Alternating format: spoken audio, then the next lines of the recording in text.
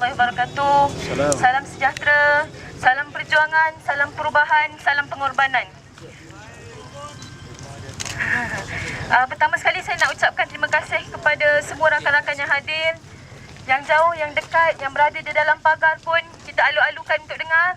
Betul tak tuan-tuan?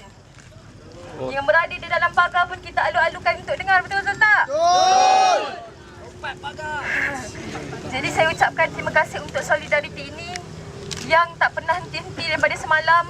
Walaupun panas pun ada yang berkemah di sini, ada yang bertahan sampai malam ini sehingga esok. Saya ucapkan berbanyak-banyak terima kasih atas pengorbanan kalian. Rakan-rakan, teman-teman aktivis, pejuang-pejuang rakyat sekalian, petang tadi saya berkesempatan untuk menziarahi suami saya di dalam penjara.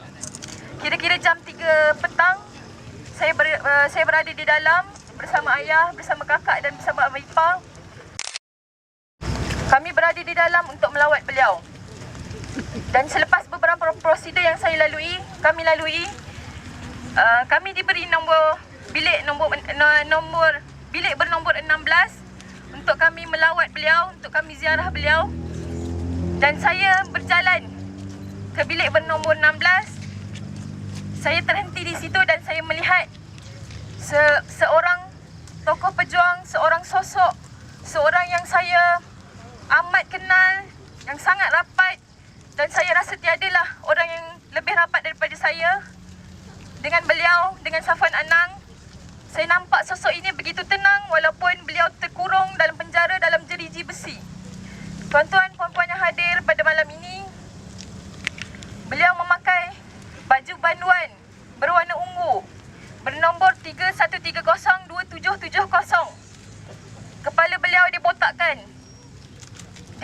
tapi ada rambut sikit-sikit lagi lah. Handsome lagi. Dan dalam keadaan itu pun beliau masih bersemangat, masih ceria. Dan saya tanyakan bagaimana kesihatan beliau dan beliau menjawab beliau masih dalam keadaan yang baik, masih bersemangat, masih okey, masih sihat.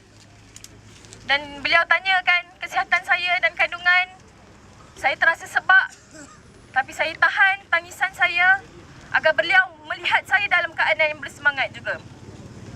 Kawan-kawan, beberapa pesanan yang beliau sampaikan kepada saya. Sebelum itu beliau ceritakan keadaan beliau di dalam sel. Beliau bersama 2 orang yang lain di dalam sel tahanan. Hanya diberikan selimut macam biasalah tuan-tuan. Hanya diberikan selimut. Ada yang orang aktivis pejuang rakyat yang ditahan tak diberikan selimut pun. Suami saya baru sehari diberikan selimut, alhamdulillah. Masih dalam keadaan yang baik, tapi tidur di atas lantai macam biasa, tandas tanpa pintu, berkongsi beramai-ramai. Dan beliau kata tak apa, beliau masih boleh bertahan. Rakan-rakan yang saya hormati, ada 3 pesanan yang beliau tegaskan kepada saya, harus saya sampaikan kepada orang-orang di luar. Harus saya sampaikan kepada pejuang-pejuang rakyat di luar. Harus saya sampaikan kepada rakyat-rakyat di luar. Pertama sekali beliau pesan bahawa beliau masih dalam keadaan yang bersemangat walaupun beliau duduk di dalam jeriji besi. Ini tuan-tuan yang pertama. Yang kedua, beliau tegaskan bahawa segala bentuk penahanan, segala bentuk pertuduhan yang berlaku kepada rakyat, yang berlaku kepada beliau, yang berlaku kepada Adam Adli, yang berlaku kepada 3 orang yang lain di bawah Akta Hasutan atau mana-mana undang-undang zalim yang lain, undang-undang drakonian yang lain adalah perancangan jahat yang bermotifkan politik. Untuk apa tuan-tuan? Kerajaan UMNO dan Barisan Nasional ini buat pertuduhan, tangkap beramai-ramai hanya untuk menggelapkan kesalahan penipuan SPR UMNO Barisan Nasional dalam pilihan raya lepas. Betul atau tidak? Betul. Itu pesanan beliau. Dan beliau ingatkan bahawa walaupun beliau ditangkap, walaupun rakan-rakan aktivis yang lain ditangkap, tetapi kita di luar ini jangan sama sekali kita tertipu dengan perancangan jahat ini. Jangan sama sekali kita terdiam, terlupa dengan penipuan-penipuan dalam pilihan raya lepas. Itu pesanan beliau yang kedua. Yang ketiga, beliau pesan bahawa beliau akan keluar daripada jeriji jersey besi ini. Beliau akan keluar, kawan-kawan. Dan beliau kata tunggu beliau di luar untuk buat perubahan yang lebih besar selepas ini, insya-Allah. Itu saja pesanan beliau.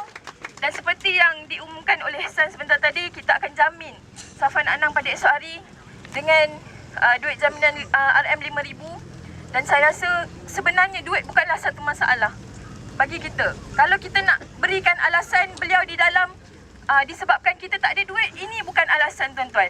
Tapi yang lebih besar ialah, yang lebih mahal ialah pengorbanan beliau yang sanggup meletakkan diri di dalam penjara semata-mata untuk melihat rakyat bangkit, membuat perubahan, membela demokrasi, selamatkan demokrasi, lawan kezaliman, berjuang untuk kebenaran. Itu yang saya nampak sebagai seorang isteri. Dan saya amat berterima kasih kepada sokongan ini. Sokongan yang tak akan pernah mati. Saya ingat sokongan ini bukan hanya sokongan rakan-rakan terhadap Safwan Anang sahaja, tapi sokongan untuk membela kebenaran, untuk selamatkan demokrasi di Malaysia. Dan esok sama-sama saya harapkan kita turun di Mahkamah Jalan Duta untuk memberikan semangat kepada beliau. Saya sebagai isteri dalam keadaan syarat mengandung, walaupun emosi, fizikal, mental saya masih tak stabil. Dalam keadaan begini pun, dengan semangat yang ada, feedback yang saya terima daripada Facebook, daripada Twitter, sokongan, kritikan pun ada, saya terima. Tapi dalam keadaan ini, saya bersemangat, masih berdiri di sini, kalau tak saya pengsan. Masih berdiri di sini disebabkan sokongan tuan-tuan. Saya amat berterima kasih. Itu saja daripada saya. Jumpa esok, insya-Allah. Kalau sempat beliau keluar sebelum pukul 2 petang, beliau akan berada di Putrajaya mengetuai perhimpunan besok, insya-Allah. Izinkan saya laungkan lawangan rakyat pada hari ini. Boleh tuan-tuan sambut? Hidup, hidup. Hidup, hidup. Hidup rakyat. Hidup rakyat. Hidup, hidup. Hidup, hidup. Mahasiswa. Mahasiswa. Tolak, tolak. Tolak, tolak. Kezaliman. Kezaliman. Tegak, tegak. Tegak, tegak. Kebenaran. Kebenaran. Itu saja daripada saya, tuan-tuan. Kemungkinan bakat pidato saya masih tak hilang walaupun saya dah tinggalkan kampus 2 tahun yang lepas. Itu saja daripada saya. Terima kasih saya ucapkan. Salam perubahan.